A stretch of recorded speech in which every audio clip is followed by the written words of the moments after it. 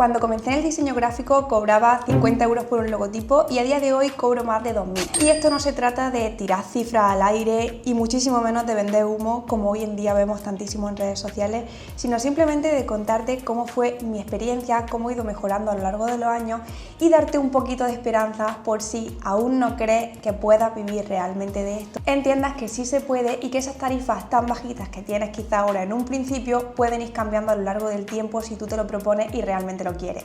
Así que ponte cómodo o cómoda, prepárate tu café, tu té, el matcha, lo que sea que a ti te guste, porque nos espera un rato de charlita intensa. Vamos a comenzar como siempre por los inicios y es cuando cobraba 50 euros por un logotipo. Y es que recuerdo la sensación que yo tenía en ese momento y era de fascinación por el mundo del diseño gráfico. Pasaba muchísimas horas en Behance mirando proyectos de otras personas y en lo único que pensaba era yo alguna vez quiero poder hacer algo así. Buscaba clientes de forma desesperada y siempre que conocía a alguien le decía que me dedicaba al diseño gráfico, a pesar de que todavía no me dedicaba a eso. Recuerdo también la búsqueda intensa de trabajo abriendo mi perfil en plataformas para freelancers donde ponía diferentes gráficas que yo había hecho de forma ficticia para que me contratasen y no sé, en definitiva era todo como bastante desesperado. Algo de lo que no me avergüenzo porque obviamente era una persona sin experiencia, sin apenas formación, que estaba buscándose la vida. Todo lo contrario, lo que siento es muchísima admiración hacia esa persona. Después de haber trabajado con algunos clientes y de haber hecho, como se dice, algunos pinitos, me daba cuenta que aun habiendo invertido muchísimas horas en haber elaborado, por ejemplo, un logotipo, no era rentable. Yo decía, jolín, he invertido todas estas horas en hacer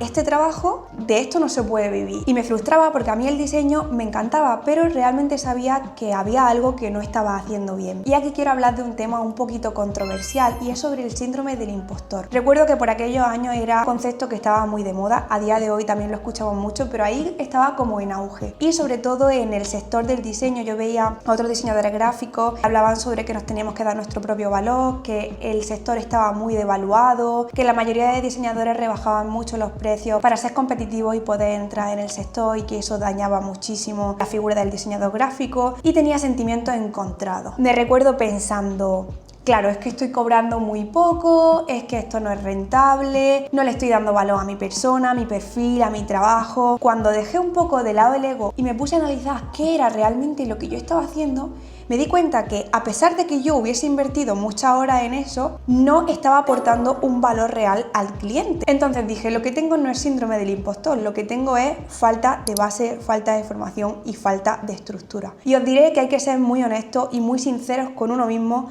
cuando estamos en esta situación, porque es muy fácil caer en echar balones fuera, en echarle la culpa al sector, a otros compañeros o incluso al cliente, cuando en muchas ocasiones, no digo todas porque hay muchos diseñadores que son muy buenos, que hacen un trabajo excelente y al final por necesidad bajan las tarifas, esto es otro tema aparte, que esto da para otro vídeo incluso, sino que hablo de cuando nosotros por tema de autopercepción, de ego, no queremos reconocer que no tenemos la formación suficiente, que no estamos aportando un buen valor y por ese motivo es que estamos cobrando poco. Y os voy a ser completamente honesta, yo empecé sin tener prácticamente ni idea. Me hice algunos cursos de diseño gráfico y es muy fácil caer cuando estás empezando en, yo ya sé utilizar las herramientas, ya soy diseñador. No, esto va mucho más allá de eso, pero en ese momento no lo sabía. Y claro, empezar con los primeros clientes para practicar cobrando poco está muy bien, pero si tú quieres dedicarte a eso, cobrando 50, 100, 200 euros por un logotipo no te va a llevar a ninguna parte, porque al final vas a tener desmotivación, básicamente porque no vas a poder cubrir tus gastos. Después de este golpe de realidad y de honestidad, me pregunté muchas cosas. Dije, ¿realmente mi trabajo está solucionando un problema a mi cliente?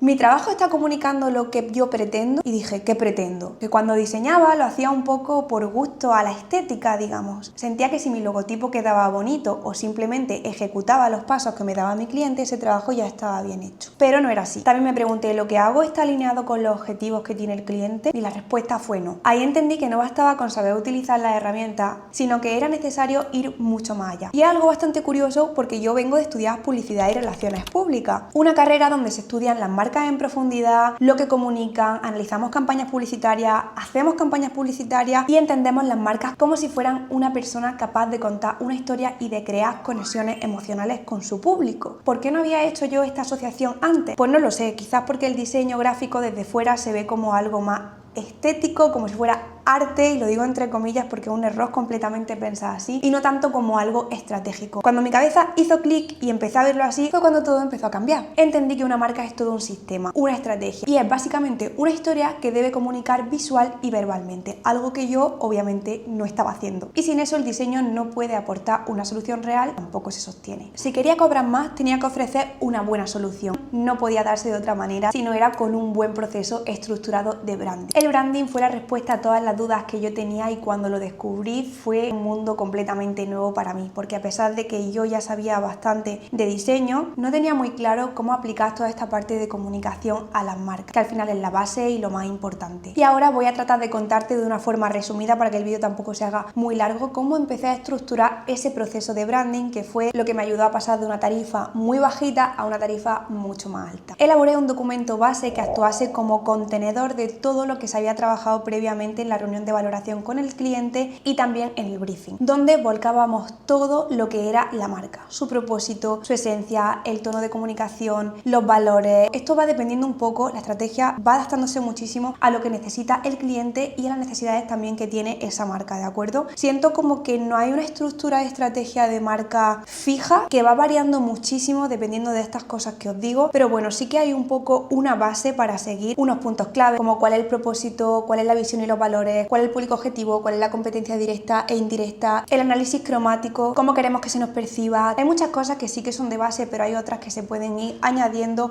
o quitando dependiendo de muchos factores. Posteriormente a la estrategia se define una ruta visual o una dirección creativa. ¿Qué ocurre? Que ya teniendo una estrategia y una dirección creativa previamente establecida, ya sí tenemos una buena base para ponernos a diseñar sin errores o sin apenas errores. No me gusta decir sin errores porque bueno, el diseño es algo muy subjetivo, pero la estrategia no lo es tanto. Es por ese motivo que el cliente, una vez habiendo aceptado esa estrategia, habiendo digamos visualizado su marca no tanto a nivel gráfico, sino de una manera más intangible, digamos, podemos ir dando poquito a poco pasos que nos acerquen al desarrollo de una identidad visual completamente acertada y que sí comunique realmente lo que necesitamos. Y aquí es donde pasamos al desarrollo gráfico. Mi método de branding ha ido cambiando de forma brutal con el paso del tiempo, y os voy a hablar un poco de cómo lo configuraba en un principio. Cuando pasaba a la parte de identidad visual, una vez habiendo hecho esta estrategia y demás, como os comento, presentaba varias propuestas de marca. De nuevo me encontraba con un problema ya no solo de rentabilidad, sino también de solución. Cuando presentaba 2-3 propuestas a un cliente, sentía que estaba muy dudoso, que yo no podía trabajar en profundidad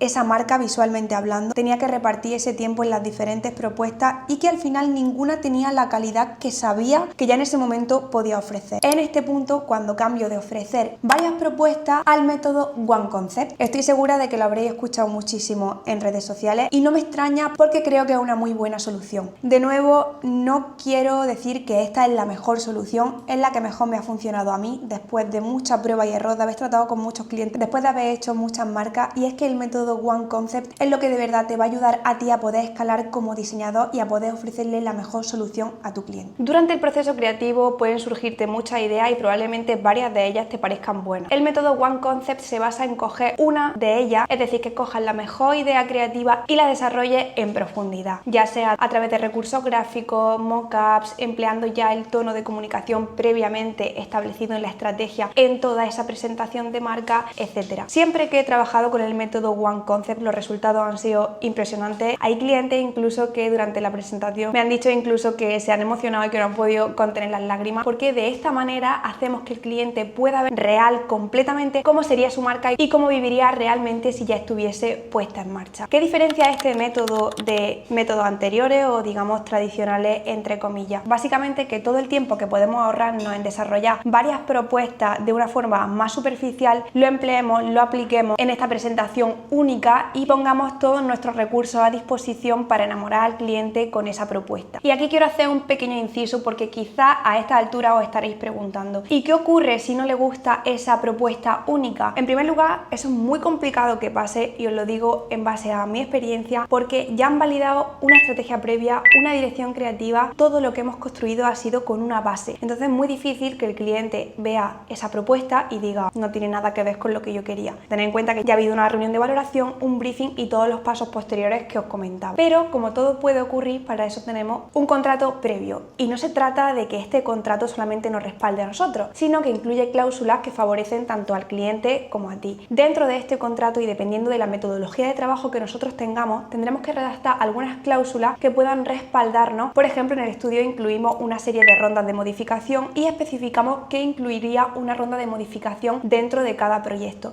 Y una vez se hayan agotado esas rondas, el cliente tendrá que abonar un plus si quiere seguir teniendo nuevas propuestas. Ya os digo que el contrato es completamente necesario, sobre todo cuando estamos trabajando con servicios que ya tienen un ticket medio alto. Este contrato obviamente se envía antes, al principio, cuando se está conformando toda la relación comercial, digamos, y ahí puede resolver todas las dudas que le vayan surgiendo, aparte de lo que tú ya le hayas explicado previamente de cómo funciona el proceso de branding en tu caso. ¿Y qué ocurre una vez nuestro cliente ya ha visto la marca, le encanta y quiere quedarse con ella? En esta fase ya elaboramos las últimas piezas gráficas que nos quedan, dependiendo, de nuevo os digo, del tipo de proyecto, si se ha incluido diseño de packaging, de dossier, lanzamiento de redes sociales, diseño de post, plantilla, para que de esta manera, si el cliente no hubiese aceptado la propuesta, no hayamos hecho trabajo de más y luego lo tengamos que cambiar absolutamente todo. Y aquí se supone que el proceso de branding ya habría terminado, pero con el tiempo me di cuenta de que a veces el cliente tenía bastantes dudas. Me preguntaban muchas cosas una vez ya se había entregado la marca y fui recopilando todas estas dudas y todas estas necesidades en un documento offboarding. Entonces, antes de cerrar esta relación con el cliente, se le envía un documento que recopila todas las posibles dudas que podrían surgirle, ya sea en lo referente a formatos del logotipo, los recursos gráficos que se han elaborado, a la ubicación de las carpetas que se han entregado, ya que a veces una carpeta contiene otra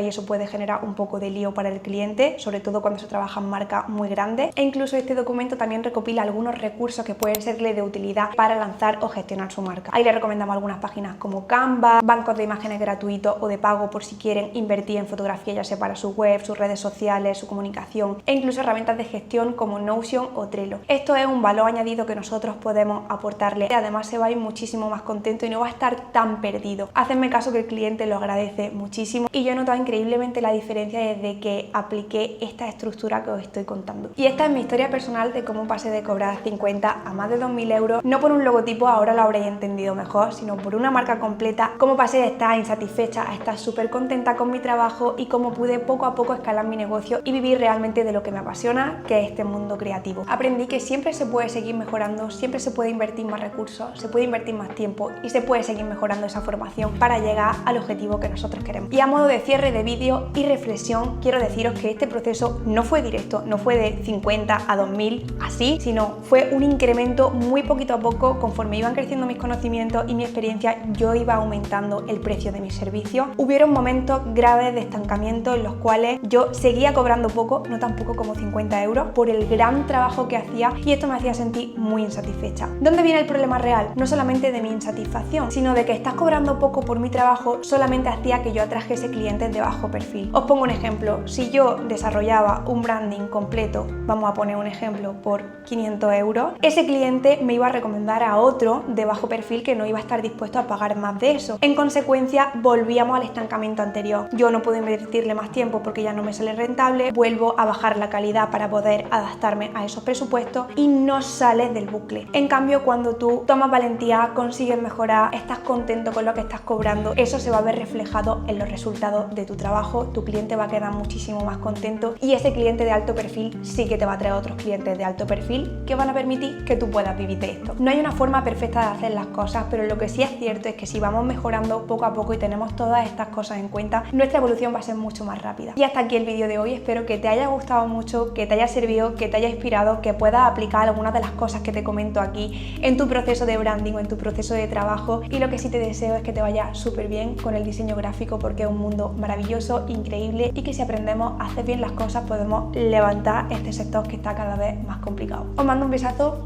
enorme y os espero en el próximo vídeo.